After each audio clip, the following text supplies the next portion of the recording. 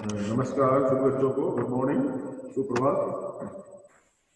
बच्चों में हमारा जो लगभग पाठ्यक्रम है, चाहे वो आरोह का हो या संचयन का हो, उसका विधान का हो और व्याकरण का हो, सब कुछ पूरा हो गया है। और फिर भी हम क्या नाम से व्याकरण की जो बातें हैं, कुछ बातें हैं, सब थोड़ा देखेंगे कि आपके print media, electronic media, feature लेख, संपादकीय, आलेख, प्रतिवेदन, इस तरह का भी जो मीडिया से संबंधित जो प्रश्न है वो आपसे पूछे जाते हैं। तो इसके बारे में बात करेंगे। जनसंचार, हम बोलते हैं जनसंचार के माध्यम, जनसंचार के साधन। तो जनसंचार की विधाएं कौन कौन सी है? जनसंचार में क्या नाम से समाचार लेखन है, संपादकीय, रेडियो, टेलीविजन और जो भी आप सुनते हैं, ये सारी चीजें इसके अंदर आती है। तो जनसंचार को समझने के लिए संचार के स्वरूप को समझना आवश्यक है। सबसे पहले कि जनसंचार क्या है, जनसंचार किसे कहते हैं? जनसंचार, संचार के मूल में चर धातु है। संचार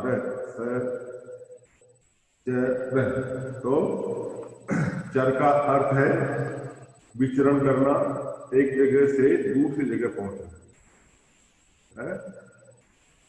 ये पहुंचना मनुष्य का भी हो सकता है और अन्य प्राणियों का भी हो सकता है, चित्र का भी हो सकता है, प्रकाशन का भी हो सकता है।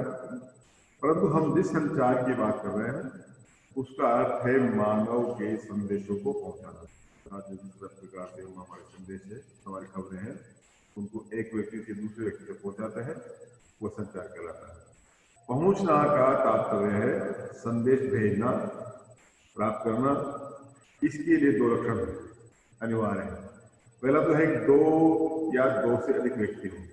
एक व्यक्ति जो है वो भेजने वाला, एक दूसरा प्राप्त करने वाला, उनके बीच किसी संदेश का संप्रेषण या ग्रहण होना चाहिए। जो भी हम संदेश भेजते हैं, चाहे वो क्या नाम से मौखिक संदेश होता है, लिखित संदेश होता है, इस तरह प्रकाश के द्वारा या इस तरह का संदेश भेजते हैं, वो होना जरूरी है। इसलिए संचार शास्त्री है, संचार शास्त्री का नाम है विल्वरश्रम। उन्होंने कहा है कि संचार अनुभवों की साझेदारी, अर्थात जो भी अनुभव प्राप्त करते हैं वो साझेदारी के नाम से संचार कहलाती है। यह संचार मुख से बोलकर भी हो सकता है, लिखकर भी हो सकता है, तथा दृश्य श्रव्य माध्यमों के माध्यम से भी हो सकता है। इसलिए संचार की परिभाषा इस प्रकार की जा सकती है: सूचनाओं, विचारों और भावनाओं को लिखित, मौखिक या दृश्य श्रव्य माध्यमों के जरिए सफलतापूर्वक एक जगह से दूसरी जगह पहुंचना ही संचार है। क्या परिभाषा इसकी संचार की?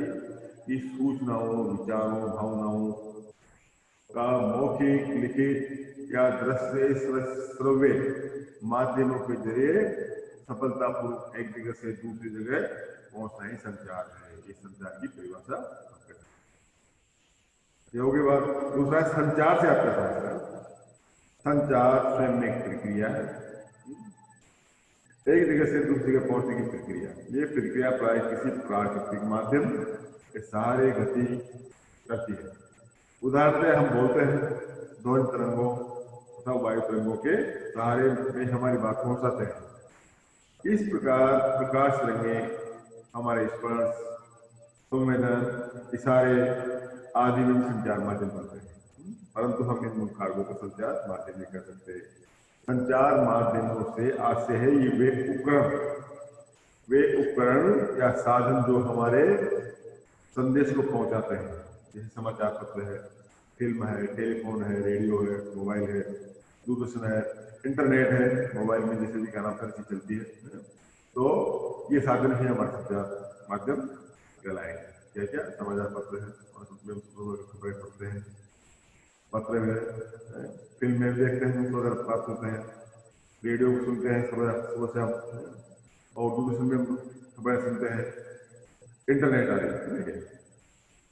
तो ये हो गया संचार का मतलब। संचार के मूल तत्वों पर किस प्रकार से देख सकते हैं, जान सकते हैं संचार के मूल तत्व क्या है? संचारक या स्रोत, भेजने वाला, है ना, संदेश देने के बारे में सोचना। संदेश का कूटीकरण, एनकोडिंग या भाषा बंद करना। संदेश का कूटवाचन, और डिकोडिंग या भाषांतरण करना। और प्राप्त करता, जिसको प्राप्त करने वाला। इस प्रकार की प्रक्रिया चलती है। और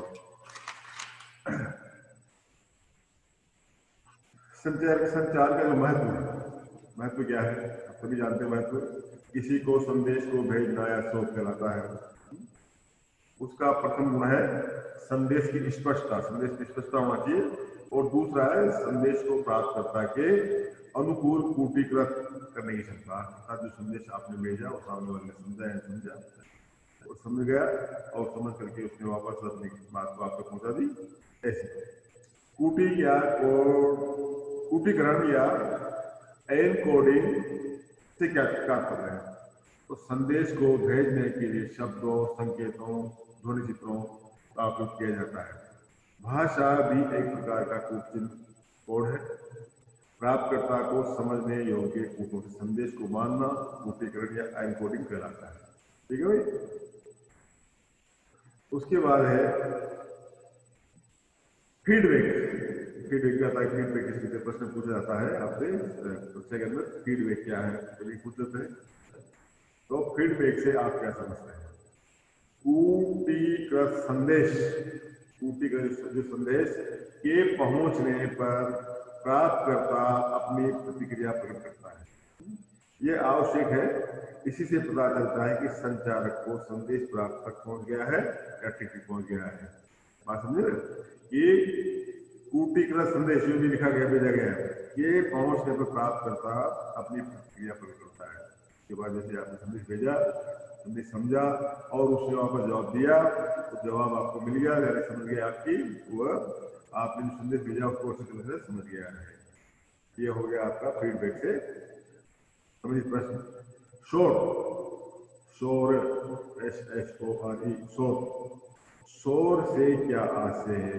आता शोर भी कई बार इसमें पूछ जाता है और आता है। तो शोर से क्या आशय है? संचार प्रक्रिया में किसी प्रकार की भी बाधा आ जाए तो उसे शोर या नॉइज कहते हैं। संचार प्रक्रिया, जैसे आप संचार भेजा, फेसबुक भेजा, व्हाट्सएप पे भेजा या टेलीग्राम पे भेजा है, तो उसमें किसी प्रकार का कोई नॉइज या शोर आ जाए, बाधा आ जाए, उस बाधा को शोर या नॉइज कहते हैं।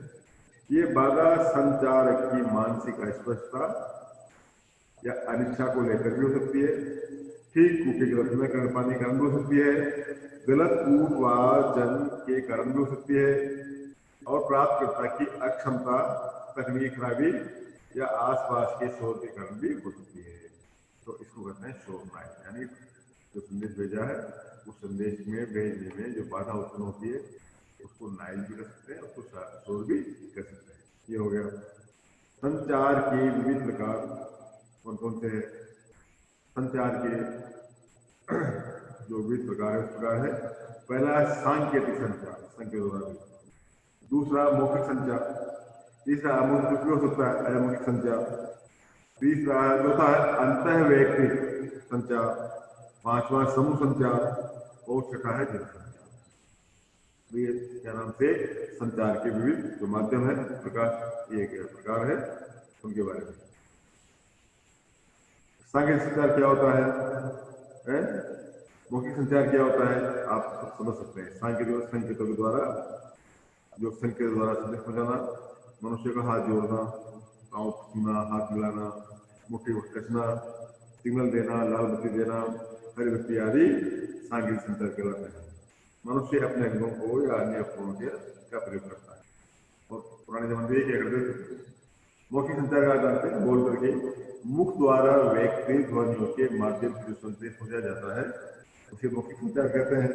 आपसी बातचीत, टेलीफोन, भाषण देना और मौखिक संचार के ही होते हैं। ठीक है। अमौखिक संचार, मौखिक संचार के अन्य सभी प्रकार के संचार साधन अमौखिक संचार कहलाते हैं। सांकेतिक संचार है, लिखित संचार है, चित्र फिल्म द्वारा संचार है, ये हो गया। अंतः वैयक्तिक, खुद व्यक्ति के द्वारा जो अपने इसको बोलते हैं इंट्रापर्सनल संचार। अतः वैयक्तिक अंतः वैयक्तिक इंट्रापर्सनल संचार का आशय है एक व्यक्ति का अपने आप से बातचीत करना। हम कहते हैं पागल हो गया, पागल नहीं हो, अपने बात कर रहा है। प्राय मनुष्य अकेला होने पर ही अपने आप से बात करता रहता है। वह भाषा या स्मृतियों, गीतों आदि के माध्यम से स्वयं को व्यक्त करता है। ऐसा संचार वैयक्तिक होता है, इसलिए इसे हम अंतः वैयक्तिक संचार भी कह सकते हैं। डायरी लेखन है, आत्म वैयक्तिक कविताएं भी अंतर वैयक्तिक संचार के रूप में कही जा सकती है।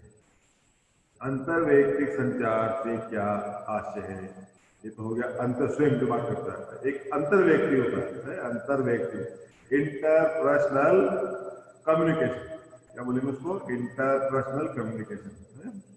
तो अंतर वैयक्तिक संचार दो व्यक्तियों के मध्य होता है। दो मित्रों की बातचीत, पिता पुत्र, माँ बेटी, अन्य किसी परिचित से बातचीत इसी कोटि के अंतर्गत आते हैं। नौकरी के लिए दिया गया साक्षात्कार भी अंतर्व्यक्तिक संचार का ही उदाहरण है। तो दो व्यक्ति भी बात करते हैं, चाहे पिता पुत्र हो, बेटा बेटी हो, माँ बेटी हो, परिचित हो, अपरिचित हो, दो व्यक्ति जो भी बात करते हैं, जैसे क्या नाम से आप इंटरव्यू के लिए जाते हैं, वो भी इसी के अंतर्गत आता है। समूह संचार का क्या आशय? अगला है समूह संचार।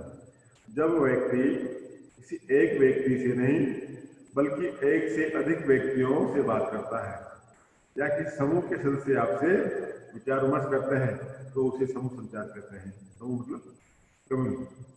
उदाहरण से कक्षा में पढ़ना, किसी संस्था की बैठक, चर्चा, भाषण, जलसा, जनसमूह संचार के ही उदाहरण है।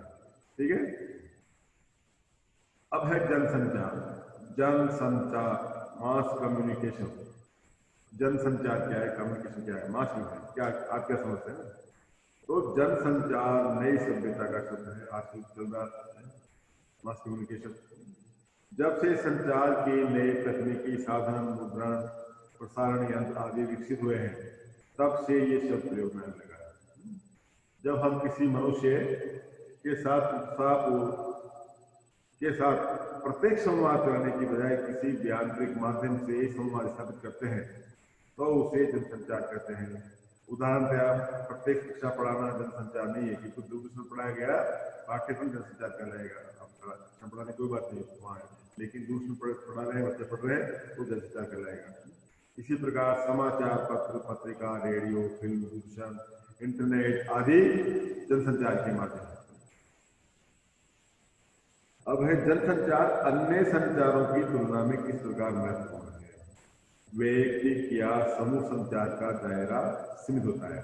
बड़ी बड़ी रैलियां, मेलों, चुनावी सभाओं, धार्मिक आयोजनों की बात करें तो इसका व्याप अधिकतम लाखों तक हो सकता है, किंतु रेडियो, समाचार पत्र, इंटरनेट, दूरदर्शन आदि माध्यमों का फैलाव करोड़ों श्रोताओं या दर्शकों तक हो सकता है। वास्तविक जनसंचार हजारों बाहुओं वाला देवता है, इसकी महत्ता सर्वोपरि है। ये हो गया आपका। और उसके बाद है जनसंचार किन किन कार्यों को संपन्न करता है, अर्थात कौन कौन से ऐसे काम है जिनसे जनसंचार नाम से हमको लाभ देता है। तो जनसंचार के माध्यम से अनेक प्रकार के कार्य किए जा सकते हैं। क्या कार्य किए जा सकते हैं? सूचना देना, सूचना हमको मिलती है, जनसंचार माध्यम से मिलती है। जनसंचार के माध्यमों का प्रथम और प्रमुख कार्य सूचना है, देना है। प्रिंट मीडिया का तो नाम ही समाचार पत्र है, आप जानते हैं। दूरदर्शन का हो या इंटरनेट, इनका प्रमुख कार्य तेजी से सूचनाएं करना है। पहला काम तो यह है इनका कि सूचना देना। दूसरा है शिक्षित करना। जनसंचार माध्यम जनता को शिक्षित और सजग बनाते हैं। समाचारों के अतिरिक्त कई नई जानकारी देना जनसंचार का धर्म है। मनोरंजन करना। जब से रेडियो दूरदर्शन का आविष्कार हुआ है तब से जनसंचार का मुख्य क्या नाम से कार्य मनोरंजन करना हो गया है। भारत की अधिकांश जनता इलेक्ट्रॉनिक संचार माध्यमों का उपयोग कर मनोरंजन के लिए ही करती है। ये हो गया। तीसरा, निगरानी करना। जनसंचार माध्यम लोकतंत्र के पहरेदार है, तो उसको बोलते हैं। वे समाज की किसी भी समस्या के विरुद्ध जनमत तैयार करते हैं। सरकार, धर्म या अन्य किसी संस्था के अनैतिक कार्यों के विरुद्ध जनमत तैयार करते हैं। नेक्स्ट है एजेंडा तय करना। क्या एजेंडा रहेगा? कोई भी चीज है जो हम विभिन्न प्रकार चीजें हैं, तो वो विभिन्न प्रकार चीजों में उनका एजेंडा तय किया जाता है।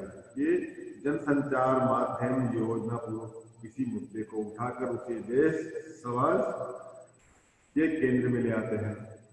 वे समाज सरकार के प्रतिनिधियों के मत देकर तथा मुद्दों को व्यापक मत देकर समाज को किसी खास दिशा में मोड़ देने का प्रयत्न करते हैं। नेक्स्ट है विचार विमर्श करना। विचार विमर्श करना जनसंचार के माध्यम विभिन्न मतों पर विचारों का आदान प्रदान भी करते हैं। एक और मुख्य संपादक संपादकीय लेखकर्ता प्रसिद्ध विद्वानों के लेख छाप कर जनता को प्रभावित करते हैं।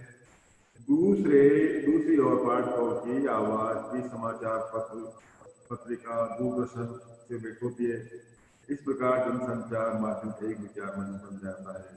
ठीक है, जनसंचार के माध्यम कौन कौन से आप लोग अच्छे से जानते हैं। जनसंचार के प्रमुख माध्यम कौन कौन से हैं? समाचार पत्र हो गया आपका, पत्र पत्रिकाएं होगी, प्रिंट मीडिया इसको बोलते हैं। प्रिंट मीडिया संपूर्ण जो इसके अंदर आता है। रेडियो, जो भी रेडियो सुनते हैं वो किसके अंदर आता है?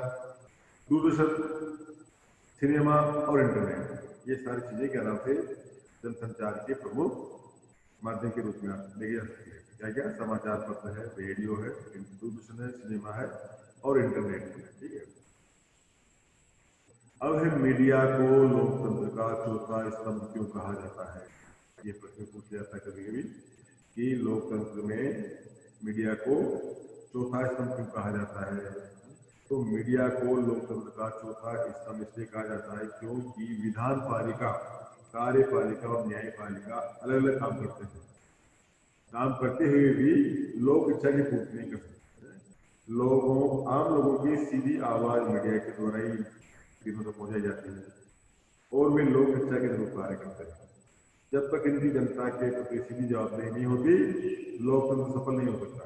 इसलिए मीडिया को लोकतंत्र का चौथा स्तंभ कहा जा सकता है। ठीक है, अब आया आपका क्या नाम से इलेक्ट्रॉनिक मीडिया की दो विशेषता लिखी। इलेक्ट्रॉनिक मीडिया जानते हैं आप, क्या नाम, रेडियो हो गया, टीवी हो गया, सिनेमा हो गया, दूरदर्शन हो गया। ये इलेक्ट्रॉनिक माध्यमों की पहली विशेषता यह है कि संचार का ऐसा साधन है जिसके लिए यंत्र की उपस्थिति आवश्यक है। बिना यंत्र के नाम से हम इलेक्ट्रॉनिक मीडिया का प्रयोग नहीं कर सकते, ये जान नहीं सकते। यंत्र के माध्यम से इसके द्वारा प्रसारित की गई बात लाखों करोड़ों लोगों तक अबाध रूप से पहुंच जाती है। दूसरी बात यह है कि इसके द्वारा प्रसारित बात को काटा छाटा जा सकता है और लंबे समय तक रिकॉर्ड रखा जा सकता है। ठीक है, ये बातें हो गई आपकी। तो इस प्रकार के आप प्रश्न पूछ सकते हैं आपसे। जनसंचार का क्या तात्पर्य है? जनसंचार का आशय स्पष्ट कीजिए। जनसंचार और संचार समूह में अंतर स्पष्ट कीजिए। सूचनाएं को 3 प्रकार लिखिए। कूटवाचन से आप क्या समझते हैं? कूटीकरण किसे कहते हैं? संचार की परिभाषा दीजिए। संचार माध्यमों के 2 प्रमुख प्रकारों का उल्लेख कीजिए। जनसंचार की शब्दावली में द्वारपाल से क्या तात्पर्य है? ये इस तरह के प्रश्न आपके पूछे जा सकते हैं। अब है प्रिंट मीडिया, समाचार और संपादकीय। संपादकीय क्या आता है, लेकिन लिखना पड़ता है आपको, और समाचार भी जैसे कि एक बार समझा उन्होंने भी आपको पूछा जाता है। तो प्रिंट मीडिया से क्या आशय है? प्रिंट मीडिया किसे कहते हैं? प्रिंट मीडिया से आप क्या समझते हैं? तो सीधा सा इसका आंसर है कि प्रिंट मीडिया का आशय क्या है? छपाई वाले संचार माध्यम, जब कराते हैं हमारे, इसे मुद्रण माध्यम भी कह सकते हैं। मुद्रण छपाई होता है। इसके कुछ रूप निमित्त है, समाचार पत्र है, पत्रिकाएं हैं, पुस्तकें हैं, इश्तिहार आदि। ये प्रिंट मीडिया में कहलाता है। अर्थात जो छप के हमारे सामने आते हैं, हम पढ़ते हैं, वो प्रिंट मीडिया ही कहलाता है। समाचार पत्र है, पत्रिकाएं हैं, पुस्तकें हैं और इश्तिहार जो विज्ञापन आदि हम देखते हैं, ये उनके अंदर आता है। तो इसको ध्यान रखना, प्रिंट मीडिया क्या है, पूछ लिया आपने। समाचार पत्र और पत्रिका। जनसंचार का सबसे पहला और महत्वपूर्ण सर्वाधिक विकसित माध्यम कौन सा है? अर्थात समाचार पत्र और पत्रिकाएं। इन्हीं 2 मूलभूत माध्यमों के नाम लिखिए, समाचार पत्र और पत्रिकाएं। समाचार पत्र में कार्य को कितने कौन कौन से भागों में बांटा जा सकता है? समाचार पत्रों के कार्य को निम्नलिखित 3 भागों में बांट सकते हैं। समाचारों को संकलित करना, संपादन करना, मुद्रण तथा प्रसारण करना। पहले इकट्ठे करते हैं, फिर क्या नाम से लिखते हैं और फिर क्या नाम से प्रिंट करके आप उन तक पहुंचाया जाता है। नेक्स्ट है पत्रकारिता शब्द का प्रारंभ किस विधा से हुआ, आज तक व्याप कितना है। अर्थात पत्रकारिता शब्द का आरंभ समाचार पत्र और पत्रिकाओं से हुआ। आजकल रेडियो, दूरदर्शन, नेट, समाचार इसके अंतर्गत ये हो गया। समाचारों को संगत करने वाले को किस नाम से पुराता है, अर्थात समाचारों को संगत करता है उसको संवाददाता बोलते हैं। संवाददाता ही समाचारों लेके आता है। समाचारों को छपने बनाने वाले विभाग का नाम है संपादकीय विभाग, उसको कह सकते हैं।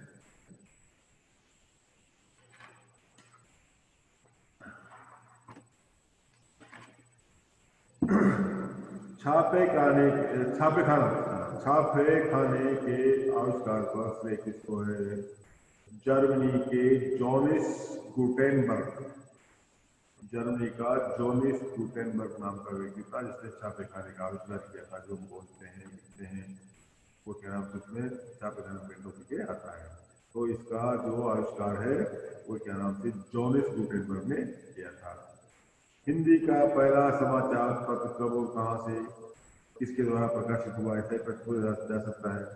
तो हिंदी का पहला समाचार पत्र 1826 में पंडित जुगल किशोर शुक्ल द्वारा कोलकाता से प्रकाशित किया गया। 1826 में नाम याद रखना और जुगल किशोर सन याद रखना। नाम उनका जुगल किशोर शुक्ल जी है और स्थान है कोलकाता, कोलकाता से प्रकाशित हुआ था। आजादी से पहले कौन कौन से प्रमुख पत्रकार हैं? 2-5 के नाम रखना।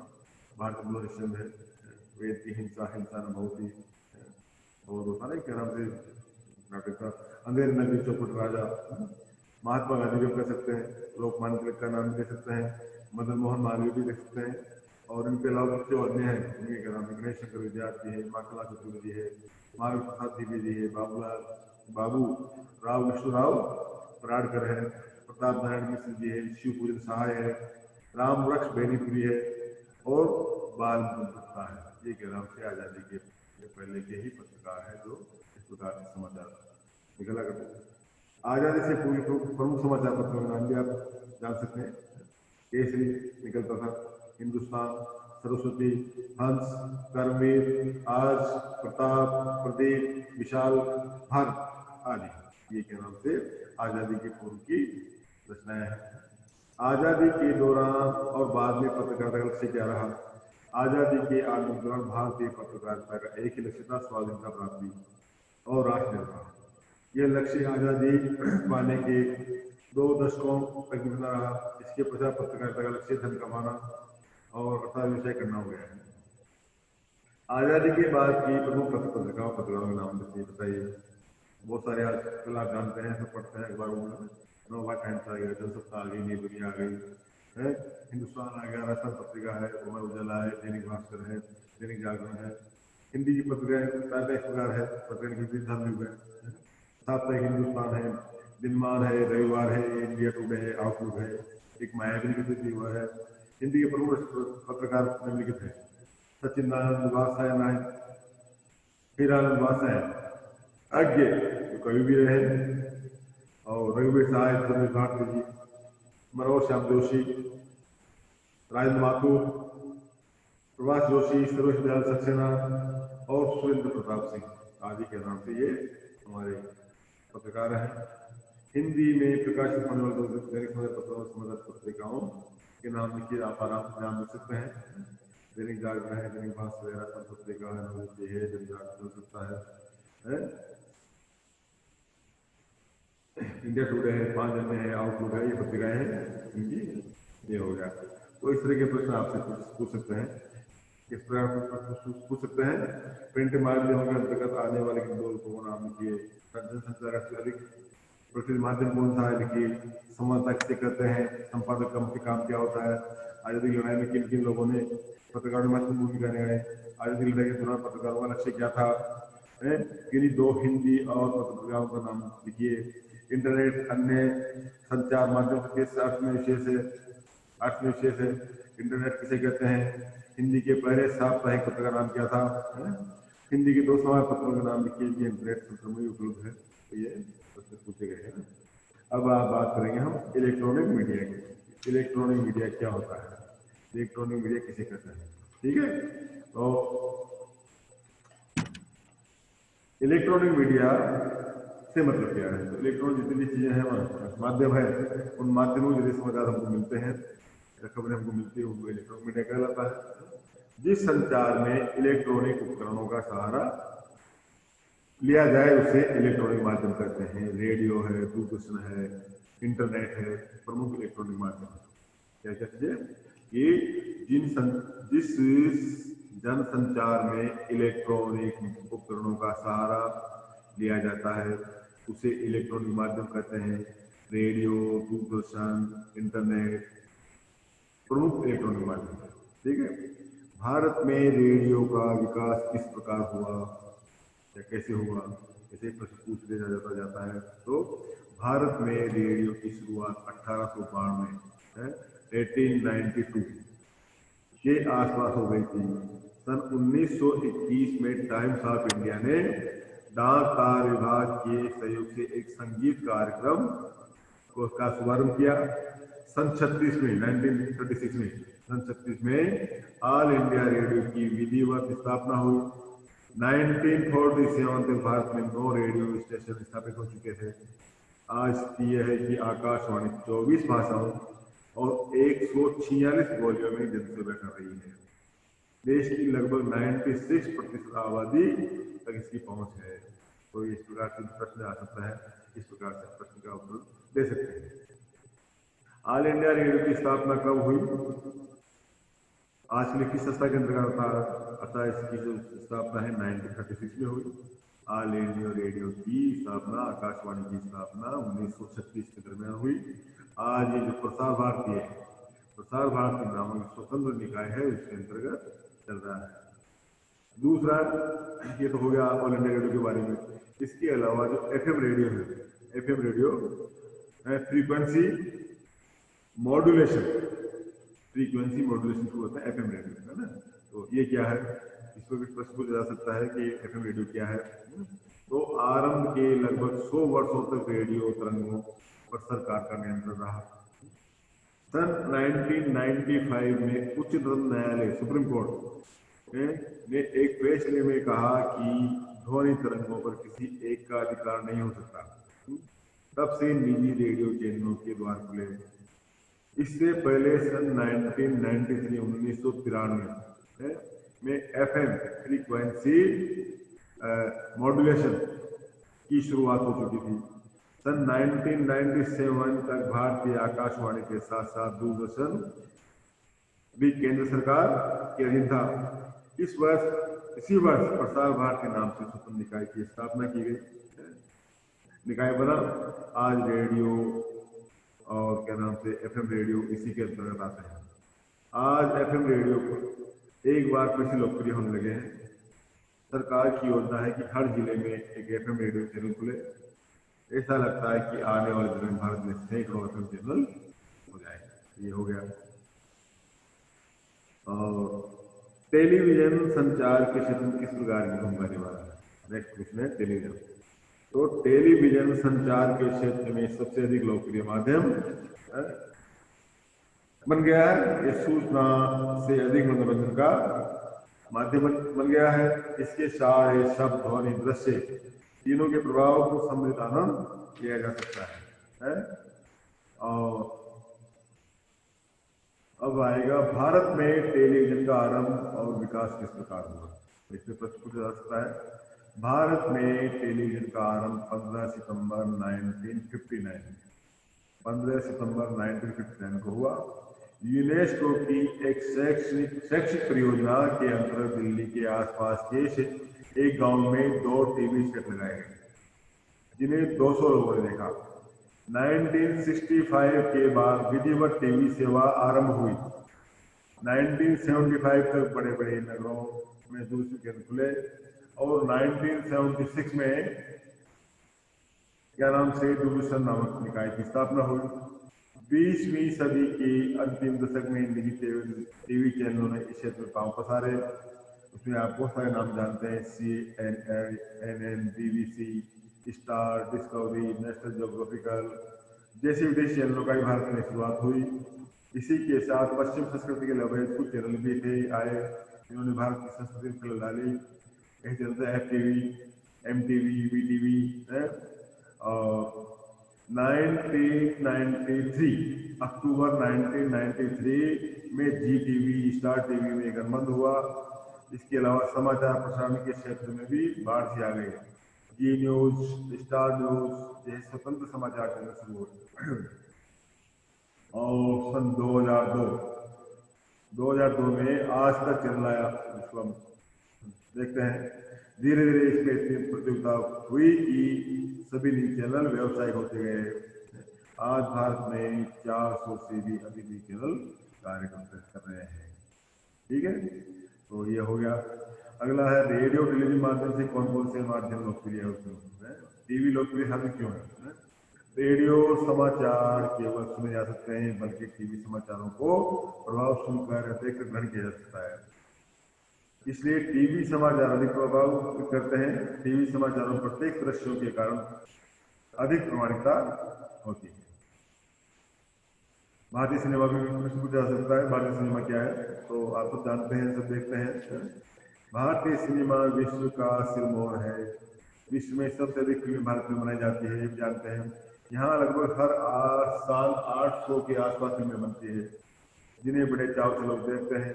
भारत की पहली मुख्य फिल्म थी दादा साहेब फाल्के साहब ने बनाया था 1913 में, 1913 में बनाई थी। इसका नाम था राजा हरिश्चंद्र। और 29 में बोलती फिल्म बनी आरंभ में धर्म, पुराण और इतिहास पर आधारित फिल्में बनी। फिर सामाजिक यथार्थ पर जमाना आया, प्रेम और फंतासी का युग आया। धीरे धीरे व्यावसायिक और फॉर्मल फिल्म बनने लगी। कला फिल्में हाशिए पर चली गई। आज भारत की पारिवारिक फिल्म भी लोकप्रिय है। अर्थात भारत के कई जो निर्देशक जिनका हम जानते हैं, पृथ्वीराज कपूर है, गुरुदत्त है, सत्यजीत राय है, श्याम बेनेगल है, मृणाल सेन है, गोविंद निहलानी है, आदि हमारे क्या नाम से ये आधुनिक निर्माता निश्चित रहे हैं। इंटरनेट अन्य माध्यमों से किस प्रकार भिन्न है, ये प्रश्न हम देख सकते हैं। इंटरनेट आप जानते हैं सबके घरों में इंटरनेट कार्ड चलता है, टीवी, मोबाइल के नाम से, कंप्यूटर के इंटरनेट चलते हैं। तो इंटरनेट जनसेवा का सबसे खुला और व्यापक मतलब बहुआयामी माध्यम है। इसमें मुद्रण, ध्वनि, रेडियो, दृश्य, दूरदर्शन, फिल्म आदि सभी प्रकार के संचार माध्यमों का संगम है।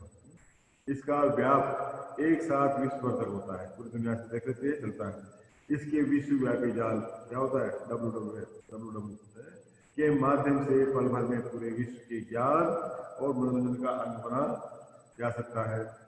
इसके माध्यम से व्यक्ति केवल पाठक, श्रोता या दर्शक ही नहीं रह सकता, वो संचार प्रणाली का प्रसार भी बन सकता है, इसका अंग बन सकता है। वह इसके माध्यम से बातचीत कर सकता है, अपनी प्रतिक्रिया व्यक्त कर सकता है, ब्लॉग बना सकता है, अपने संदेश विश्व में घर तक पहुंचा सकता है। तो ये आपका इंटरनेट हो गया। और टाइम हो रहा है, तो 10 मिनट बाद में मिलते हैं। उसके बाद हम पत्रकारिता की बात करेंगे। पत्रकारिता क्या है तो इसको पढ़ लेते हैं, भेज देता हूँ आप तक। आप क्या